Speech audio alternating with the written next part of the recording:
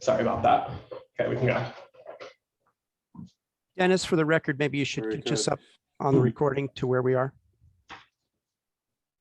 Meeting as a committee. We are lacking a quorum for 30th. So therefore, the representative members that are in attendance have agreed to be a committee of a whole to listen to the discussion items that are included on the today, and no action items will be presented. So said, Drew, can you go ahead and make the introductions? Anyone? Any public comments we had? Chair Harder, I think your internet's kind of it's messing up just a little bit, so I'm having a hard time hearing you. It's not clear on my end. I'm not sure if it is for everyone else on the call. I believe he just asked for an introduction of Yes. Edie Takata from the City of Rohnert Park to present on the City of Rohnert Park's Access Across 101 project. Please take it away, Edie. Thank you. Will do. All right. I'm going to share my screen. Thanks. Edie Takata. I'm an analyst at the City of Rohnert Park and liaison to our Bike Ped Committee, but I will launch right in as well. Let's see, screen one. Make sure I get this right. And here we go. All right. Are you seeing my single screen, or do you get to see the double? Nothing. Huh? Nothing. Only seeing you. What? Well, I'm going to wave then. Let me try this again. Let's try that one. This one. Share. What about that? There we are. Here we go. Okay. I'm going to switch to slideshow. And are you seeing then my the double plus the slide ahead? Yes. Okay. Well, that'll, you know what? I'm going to do it one more time just to make it bigger, because I realized that that's the smaller view, and it's I hear you. It's an issue when you have Yeah, just do go slides to that don't work. slideshow. There you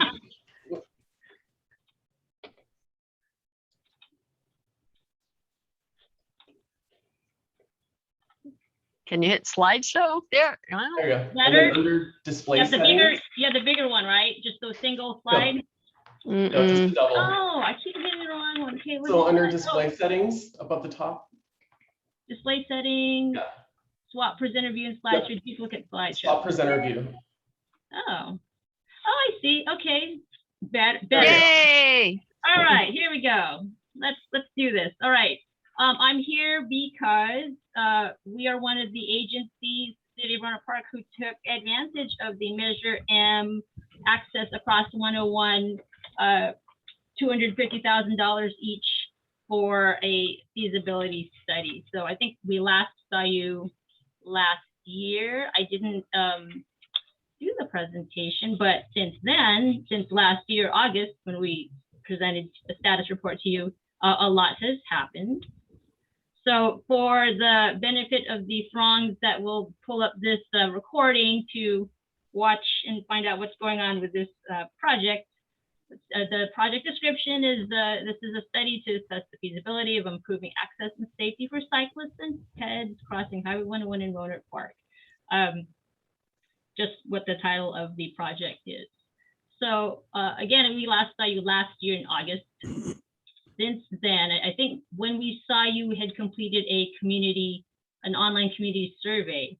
After that, our consultant, Stephen Grover and Associates, worked with us, the city and stakeholders, to develop alternatives. So we did an alternatives analysis and development and have design recommendations, which you'll see nice little pictures of later on.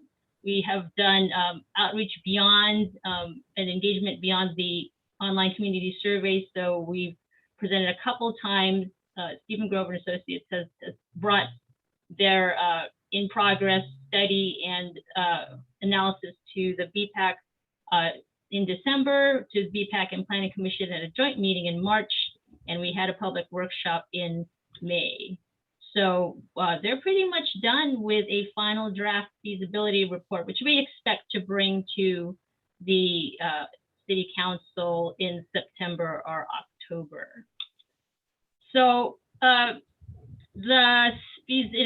going to just kind of go briefly through the study itself. We studied 7 locations along the 101, and of the 7, so Golf Course Drive, Business Park Drive, Business Park and State Farm, something called Industrial Park, which I had no idea is actually a crossing alternative, but I guess we went long to see what what is there that's out there that's feasible. Heinbach Creek, Rohnert Park Expressway, Copeland Creek, and where the Laguna, approximately where the Laguna de Santa Rosa crosses Highway 101 at Cotati in our A section. To make a long story short, really of the 7, 2 locations of crossing the Highway 101, Heinbach Creek and Copeland Creek, came out as the feasible, worthy of study of the feasibility for the feasibility study for undercrossing and overcrossing for new crossings. Now, certainly Golf Course Drive and Rohnert Park Expressway, they are existing, and the study also did recommend that we look at incremental improvements at those existing crossings of 101. And the other crossings, the other locations were excluded for a variety of reasons. But Heinbach Creek and Copeland Creek are what we really studied. Now, going over or going under? So because we have culverts that at these creeks that go under 101, that was a natural potential for undercrossing. Heinbach Creek, we had, there's some clearance there, in fact more than Copeland Creek, believe it or not. But looking at them undercrossings were not, you make a long story short, they were not as desirable for many reasons, nor feasible for many reasons. Some of it being hydraulics, and certainly our outreach indicated that wasn't favored. But if you're in the area, you probably do know that there are informal crossings of especially Copeland Creek at the undercrossing. But we did study that, and of course overcrossing, going over 101 at these locations. And you do have this available on the website as far as the slideshow. But here's the findings that we had for looking at overcrossings for Heinbach Creek and Copeland Creek.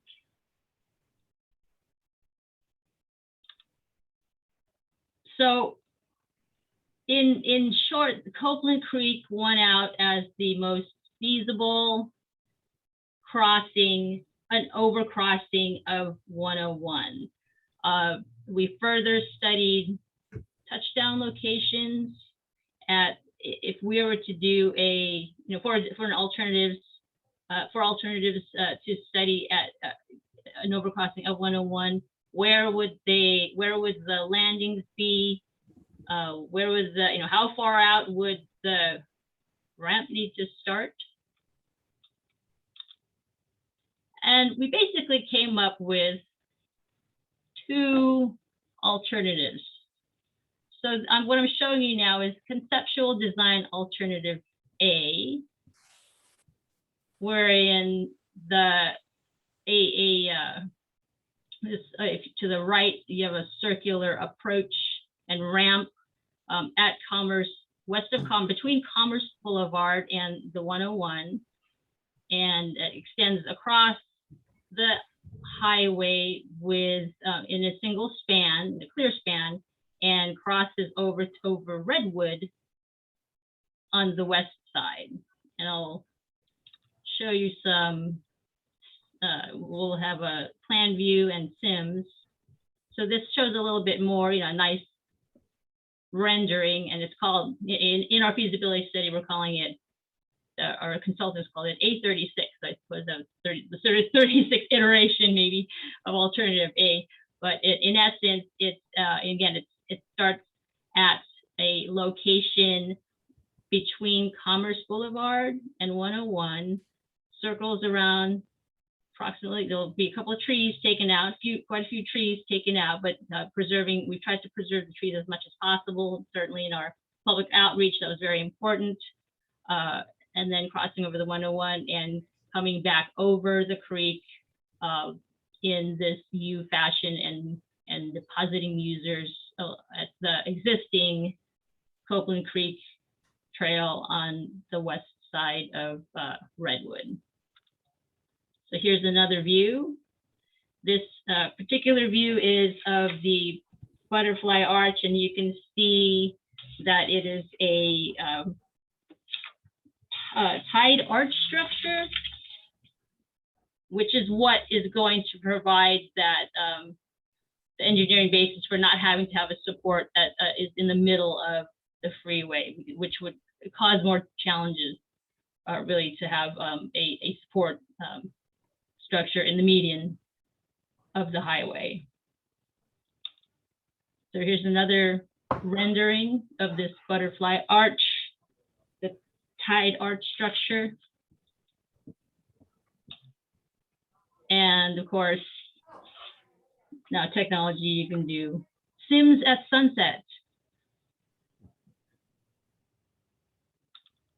We had the other feasible alternative, we're calling alternative B, of which we had different iterations. Alternative B has a less tight radius at that approach. You see it's not, you know, coiling around in a circle in between Commerce Boulevard and the highway. So what I didn't mention with A is because of that tight radii, that circle, we would end up having to get a design exception.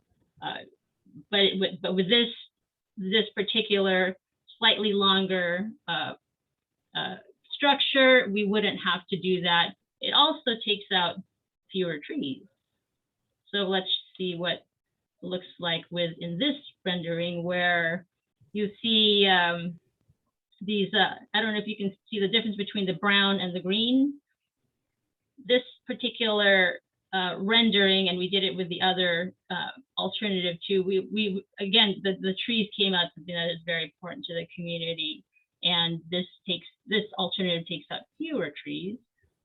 So we have a meandering, and you can see it on the right side of your screen, a crossing that meanders through the trees. And this is also a tied arch structure. It can be, we're informed that it can be a single arch in this, as shown in this rendering, or a butterfly arch. And that's something that, you know, outreach had shown that, you know, either one is desirable. So, and I don't remember if there's that much of a, I actually don't think there was that much of a cost differential for either arch.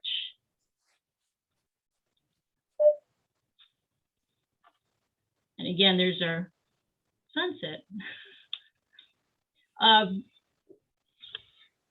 At grade crosswalks and signal with either of the styles of crossing, we know that we have to address existing issues at the Copeland Creek Trail, the north side part of the trail, approaching Commerce, and the west side of Commerce. There is an existing desire line for users at a crossing that is not marked.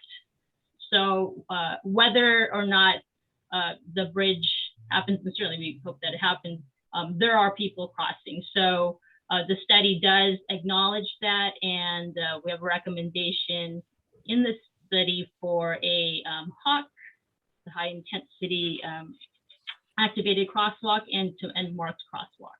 And you know, it is acknowledged that if there is a ramp and an overcrossing, that this would even be a more well-used crossing. So let's just acknowledge it and design for the desire line that exists already.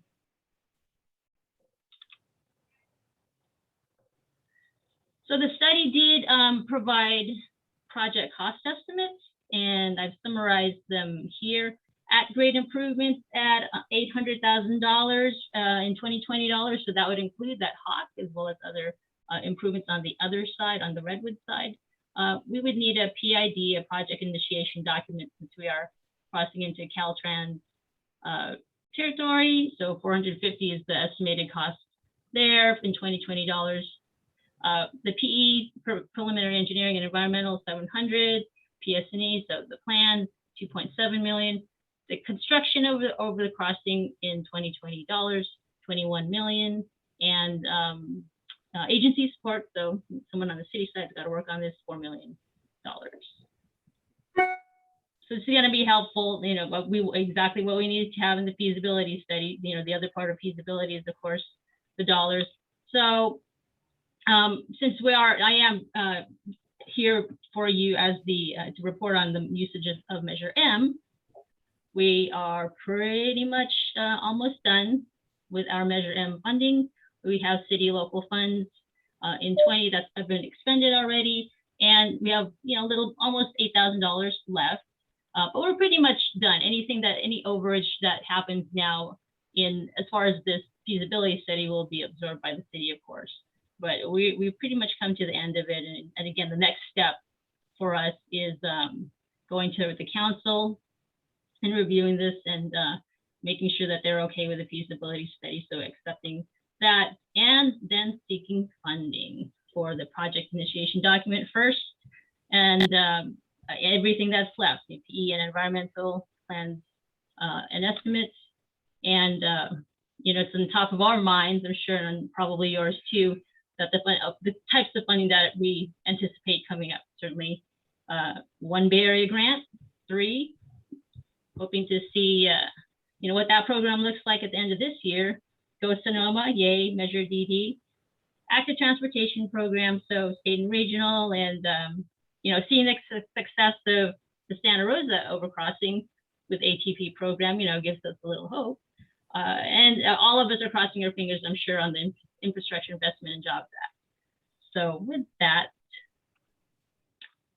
have you got any questions?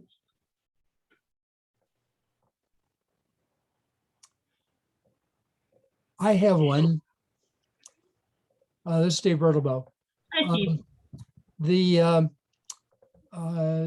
Rather than having the flashing light at the crossing of the street, was any consideration given to having the landing start at the Copeland Creek Trail farther to the east, and likewise at the other side, rather than curlicuing around, going on out to Copeland Creek, so that this would mostly serve bicyclists who are on the trail, and they wouldn't need to divert and go around in circles. They could just go up and over and down.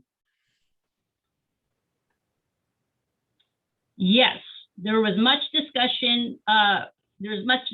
About that, starting it on the, and you can hear me, right? Everyone can hear me? I can, yes. Yeah, there's much discussion at all of the input sessions with the BPAC and the Planning Commission and the hearing about starting on the east side. What had come up was that if you're a PED, or if you're a bicyclist that's traveling on, who is traveling on the Commerce bike path between Commerce and 101, that you'd have to access the ramp, to access overcrowding, you have to go across Commerce anyway, and then come back, and then that no one, that there was concern that there would be fewer bicyclists who would do that, and they'd just go under the informal undercrossing, as opposed to using the ramp. And then for PEDs, it's, well, now I got to go back, double back, because the Commerce bike path is actually a very well used bike path. So yeah, there is definitely discussion and valid points all around. So this is where it landed. But yeah, absolutely.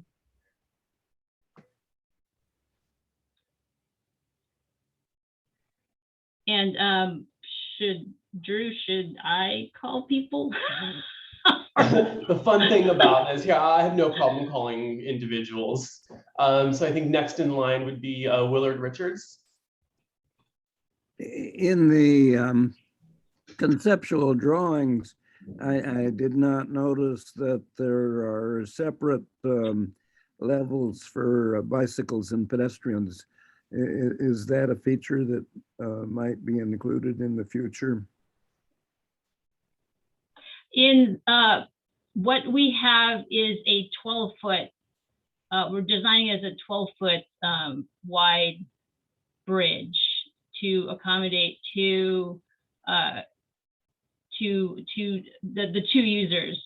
And I should look, I can look in for you in the deeper in the study, because we did talk about the two levels, so separated sidewalk raised for peds, and the separate two-way for depending on which for bikes. So I know I can look at that for you. I'll have to look deep in the study, but that did come up, and I want to say that we accommodated that the two level, but I can confirm that for you. And certainly, I mean, we could come back if that's we have. I mean, while we're in draft feasibility study, where it's not final yet, but I know that we talked about that. Alrighty, up next is Rick. Thank you. I'm Rick Lutman. I was on the original Rohnert Park Bicycle Advisory Committee Mhm. years ago when it was first constituted. We drew up a draft master plan. Cannot hear you, Rick. Can you speak up, please? Well, I'm speaking as loud as I can. We drafted a master plan which the city council approved, and we envisioned improving that culvert that Oakland Creek goes under the freeway through, which would have been fairly easy, fairly inexpensive to improve. It would be used only in dry weather, but of course we have a lot of that these days. Is there any thought of doing that also, improving that culvert? Because in many ways that would be more convenient for certain users than the long trip up the ramps and down. There was absolutely, thank you for that. Yeah, absolutely, that was studied. We, the consultant met with the water agency. We considered hydraulic. Yep, that was actually looked at. The clearance and the minimum clearance that is, we say a standard that is required, or is that a standard for this type of facility, wouldn't be achieved with going under with the existing and with the improvements that would be needed. So there's a detailed discussion about that in the feasibility study. From our outreach, it was acknowledged that there are users. I mean, I use it too. The under crossing and it absolutely would be cheaper, but there was the feeling that it just wouldn't be as desirable as going over. But we do have a discussion on that in the feasibility study, and a lot of it was because it didn't have the clearance that's necessary, and then there was concerns about needing to, if we need to light it, how's that going to work, and it just got a little bit more complicated. But the feasibility study is going to be, right now it's in draft final, and that's something that you can review. But absolutely, it was going under because it exists now, right? So, well, I hope it still stays somewhere in your files, because you might not get that $30 million you need to build the overcrossing in the foreseeable future. Might take a while. I mean, we have a lot of hope, but seeing Santa Rosa happen eventually. But yeah, I do understand. And even if it was, even if thought might have been, we did discuss even a little bit, what about temporary improvements? Something in between before we get the grant funding for the overcrossing, but acknowledged.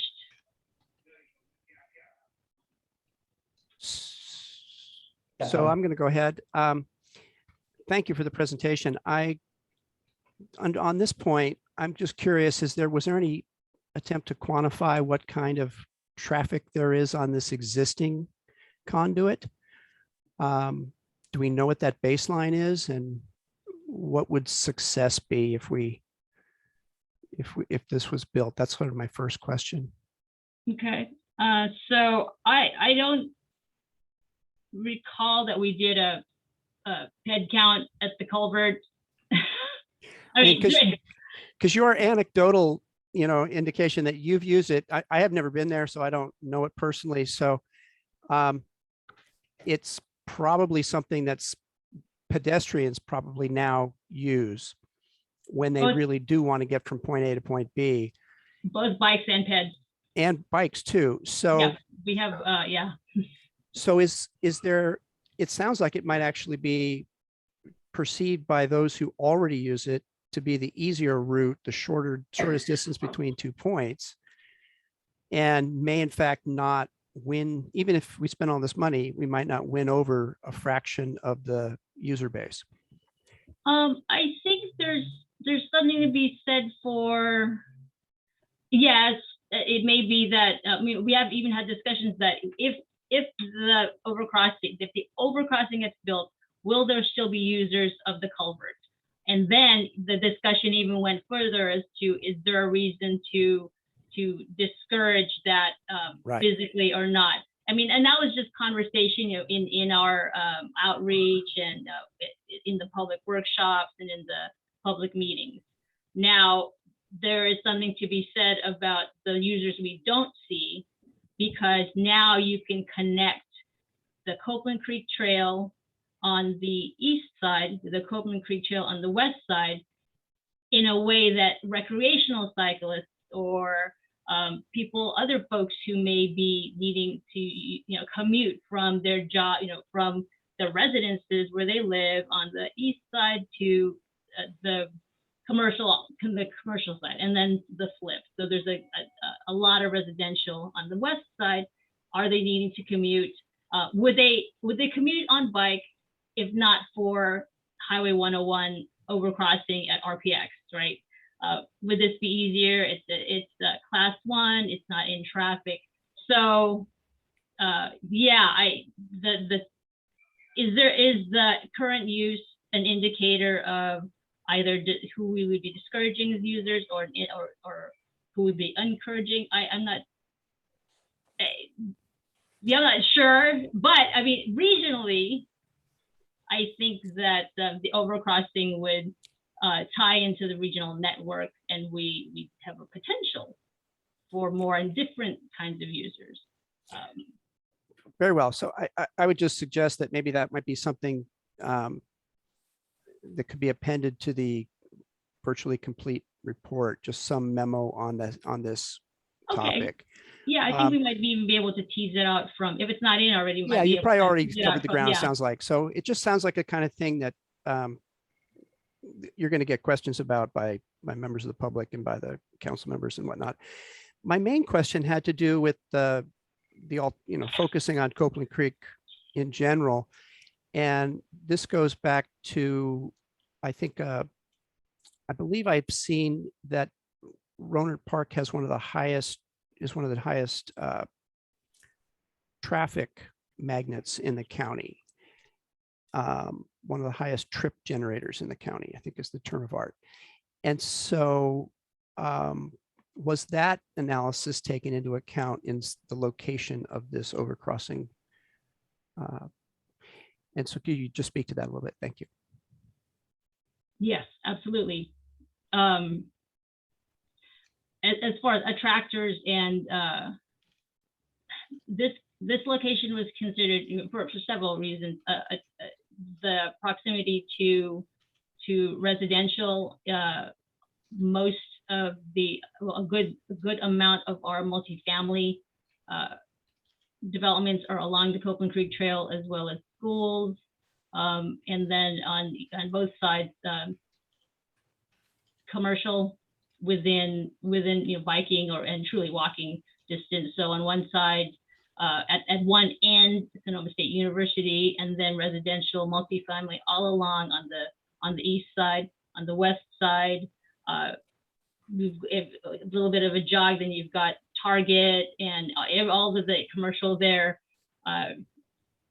So as far as the generators and who would use the path along with an overcrossing, we have what we know is that this particular census tract are of the households, limited income households or lower income households who this would provide more options for lower cost transportation.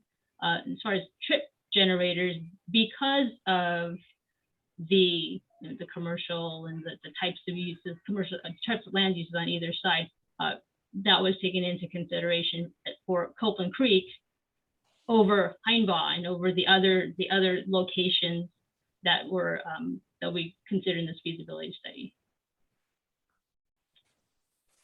I guess what I was driving at is this going to lead to vehicle miles traveled reductions in the top trip generator in the county, this particular location? Or is that location a little further north of Copeland Creek? I don't know the geography well enough to be able to answer my own question. Maybe Chris can help us out with the. I think what you're probably wondering is because certainly if Rohnert Park Expressway, if we could have done a separate bridge across Rohnert Park Expressway, alongside, because you've got commercial and you've got people that were probably traveling that, I don't know if that gets at your question a little bit. I mean, we acknowledge the need to study and implement incremental improvements to Rohnert Park Expressway overcrossing, because there's a bike facility there, but only the bravest cyclists would use that, and that's where we have we have the ADT to say, well, we have a lot of vehicles here, and is this a place where we would do the BMT reduction? Will this overcrossing, will it take cars off the roads, which you're really asking? Okay, so I'm taking away from this that Rohnert Park Expressway crossing is closer to the top trip generator destination, but that Copeland is considered the most feasible bike and ped alternative. Is that accurate? That's probably accurate. Okay, thank you. Next, I see Eris. Yeah, I actually want to respond to Tom, because I have lived and bicycled in that exact vicinity for over 40 years. And, when I was young and more willing to take risks, I would sometimes use the informal underneath. I don't do it now. And in terms of this reducing vehicle miles traveled, Rohnert Park has possibly more miles of class 1, separated paths of any of the cities, and the lowest number of people cycling. And one of the barriers is that getting across the freeway. You're right. The only way you can get across now, golf course, which sucks, and the expressway, which sucks. And I mostly use a little hidden trail in Kitati that most people don't know about in order to get to the other side of the freeway, because I don't want to, and I'm fairly, out there rider, and I don't want to ride on either the expressway or on golf course. But Copeland Creek, as Edie mentioned, has so many, I ride it almost every day, and there are so many people using that path. And it's not that far south of the expressway. So I think that this has potential to be a game changer with making it easier for people to get across, because you could do all the counts you want on, the informal one, right? Like I said, I don't think that many people actually use it, but then I can imagine there are lots of people who will not walk or ride on the other two streets unless they absolutely have to. Especially, well, golf course is even worse in my opinion than the expressway. But And this design, I've been at several of the workshops, and the design is just gorgeous. And so, and given the neighborhood that it's adjacent to, you know, it's still close to other commercial stuff. It's not like it's miles away from the expressway. I really think that this is of all the options, you know, other than doubling the width of the expressway bridge, which I don't think is particularly feasible. I'm very confident this is going to be a really good project.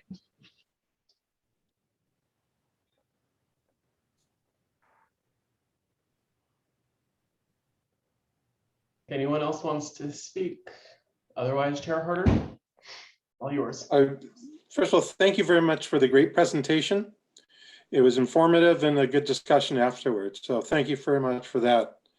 We're going to be moving on to the financial statements and measure on. Yeah, so for the financial statements this year, included in your packet is the fiscal year end cash flow, as well as the financial statements out of the EFS accounting software that we have. We had a successful year-end close, and we are currently working on our audits. July transactions were very light, so they'll be included in the August financials that you receive next month. I also want to bring to your attention in the packet our sales tax revenue, which continues to be extremely strong. So I've included that. I'll go ahead and share my screen here just to take a peek at it, to see historically where we've been. So sometimes we'll talk about an accrual basis or a cash basis, but typically whenever we're doing bonding or any official reporting, we always use audited numbers. So those are estimated audited numbers came available just Monday of last week when we found out what our August receivable is that will represent the June collected sales tax. As you can see on here, we're pretty close to $28.7 million, which is just about a 13% increase over last year. Last year, there was the dip due to COVID, but if you go back to pre-COVID fiscal year 19, we're still looking at over a 7% increase from pre-COVID numbers, which shows how the essentially the purchase of goods is, even in a COVID environment and a post-COVID environment as we come out of it, is extremely strong with revenues in our locally collected sales tax here. With that, I'd be happy to answer any questions on the sales tax itself, revenue, or the financial statements for fiscal year end that are included in your packet.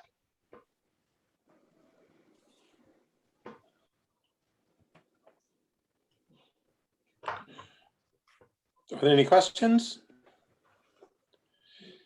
If not, James, great presentation. Thank you again for the sales tax revenue. It's always a good positive information to have, and also to go through the cash to accrual again helps everyone remember what we're doing. So that's great. Job well done. Thank you very much. Moving on, the Transit Ad Hoc update. I can provide a brief update. I was just looking back, and it looks like the last update to this committee was in April. And Suzanne Smith shared a presentation that she gave to the MTC's Blue Ribbon Task Force on the work that our ad hoc, the Future of Transit Ad Hoc, had been doing with the 3 local bus operators in Sonoma County.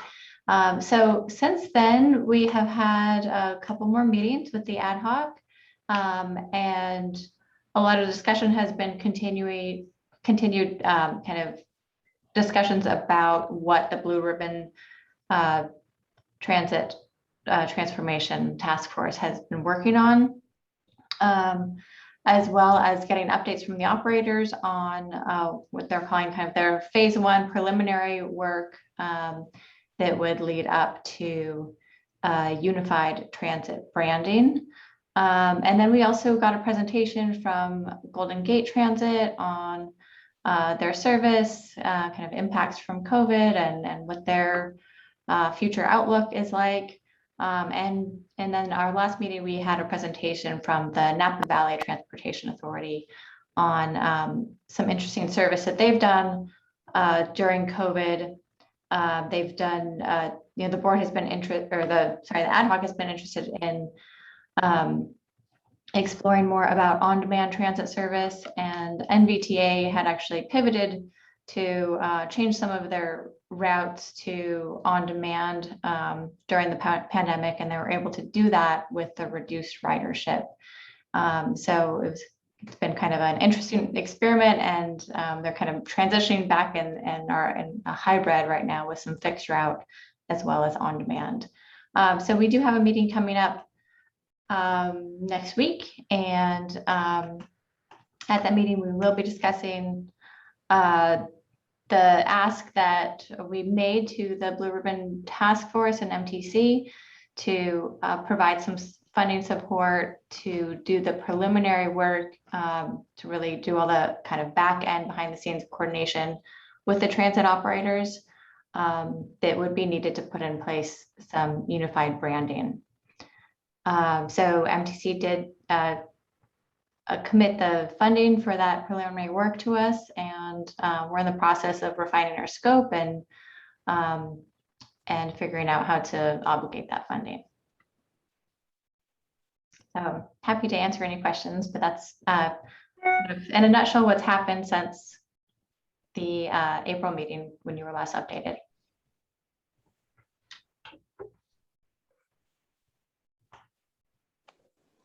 Any questions?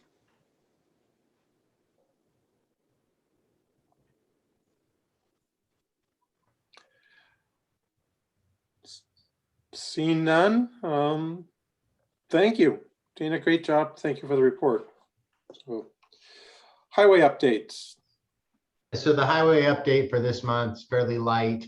Petaluma work is continuing, and we're looking for a major traffic switch next month that's going to take us into stage 3, which is going to be the final stage of construction. We're on target to complete the project by the end of 2022 and open the carpool lanes. And sometime in September or October, Caltrans will be advertising that last segment of the Marin-Sonoma Narrows in Marin. With that, I'd be happy to answer any questions on any of the state highway projects SCTA is working on. Yeah, could we have an update on 121 and Highway 12, the intersection, the roundabout? Sure. So so Highway 121 and 116 is a roundabout project that we're implementing. Shauna will be doing does an annual presentation to the Citizens Advisory Committee. The latest update on that project is that we are wrapping up the design as well as finalizing the right-of-way. So Caltrans is out there negotiating with the property owners to acquire the right-of-way. The controlling feature on that is the construction funds. The construction funds are available in fiscal year 23. So the plan is to finalize everything with regard to right-of-way and with the design itself by the end of this current fiscal year we're in, which would allow us to go to the California Transportation Commission in July or August of 2022 to basically encumber those dollars or to allocate the funds for construction. And then we would be in construction in 23 and 24. Thank you. James, can you address some on Highway 37? We've had the local reporting and there's potential funding that comes from various earmarks, stuff like that.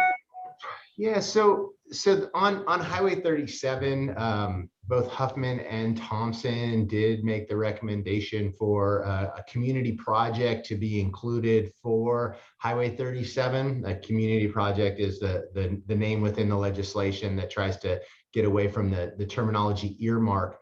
Regrettably, the version that was passed by the U.S. Senate pulled out all of those community projects from the legislation that the House is currently working on. So with regard to community projects on the federal legislation at this point, it's looking very doubtful.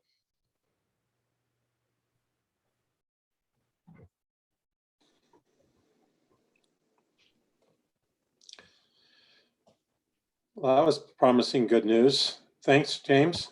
Ways to brighten the day. Has the Supreme Court set a date for considering the RM3 lawsuit by the Taxpayers Association? The last update on that was that they were targeting the end of the current calendar year we're in for resolution, and now the current estimates are early to mid 2022 for resolution. So I don't have a date for you, but I do know that as far as timing of the resolution, it continues to be pushed out.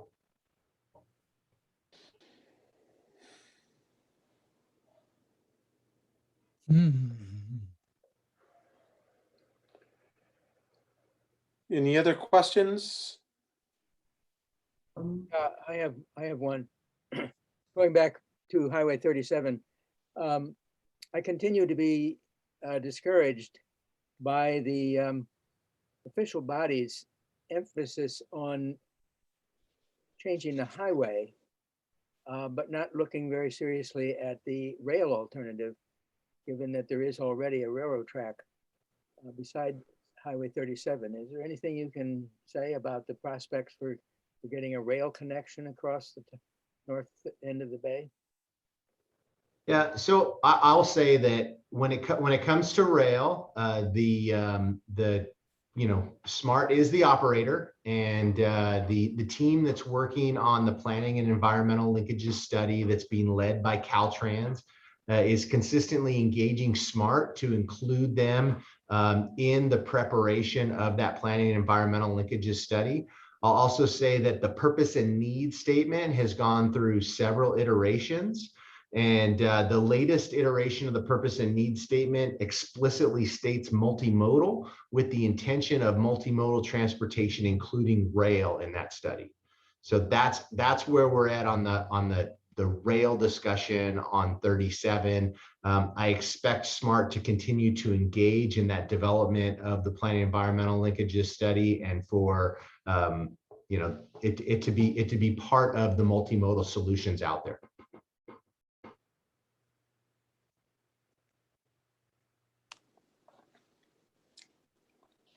All right, seeing no further questions, how about announcements? So I actually have one announcement to make, and that announcement is with regard to the SCTA's 2021 funding program call for projects. So SCTA is working on putting together a larger funding program for the next 5 years that will be coming to the Citizens Advisory Committee. But I wanted to make the Citizens Advisory Committee at least aware that that's currently on our website, and we've asked our jurisdictions for projects to be submitted that will be refined over the course of the next 6 to 12 months to come up with a funding program that all of you will be involved in. That call for projects is currently due in September, and you'll expect to hear more about it in the future.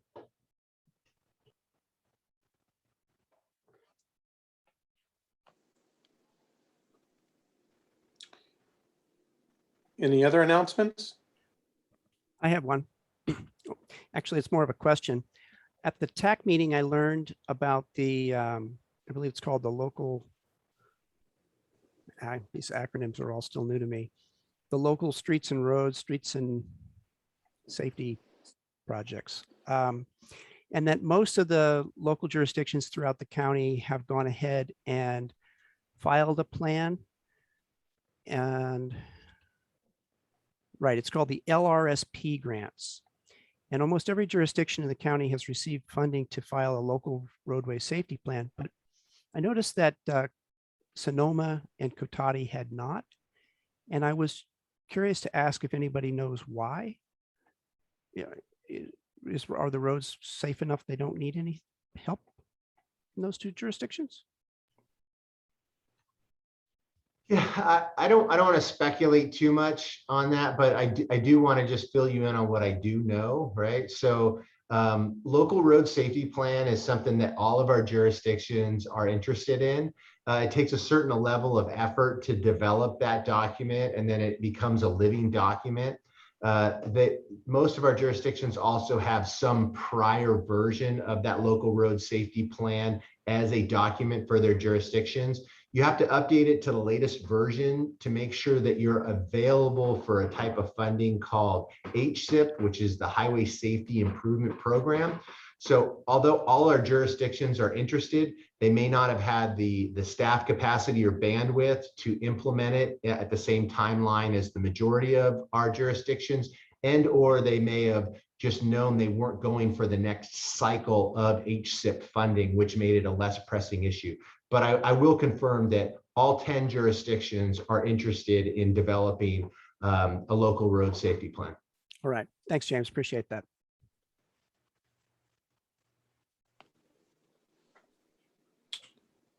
All right. Seeing no more announcements or questions, I'm going to make a motion that we're going to adjourn this community group meeting that we had and find discussions and bring back the minutes at our next meeting. I'm sorry, So Chair Harder. I'm sorry. yes. If I may, I didn't realize we were closing up so soon. I do have another question. My understanding is that the comprehensive transportation plan is not coming before this committee before it goes straight to the board for an up or down action. And I was just curious if this body wanted to have any discussion of the plan in the last board meeting where staff was directed to make changes to the original draft.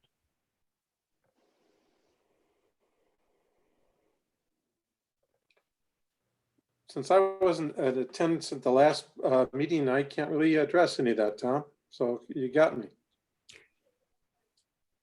Sorry. It really just goes to, Janet and I interacted at the TAC meeting last week. And so this I just was kind of catching this committee up on those discussions. It wasn't just me, there were a number of people who called into that meeting with comments about the transportation plan. And the concern is that, at least the concern as I heard expressed by the SCTA board, is that the two documents, the transportation plan and the climate mobilization strategy, really need to reinforce one another. There needs to be some logical nexus between the two of them, and the board was not satisfied with the original draft. And so we want to see a successful coming together of all the different constituencies, all the different interest groups throughout the county in support of our climate strategy, in support of our, we want to make progress toward perhaps someday being able to fund an extension measure or something like that. So I'm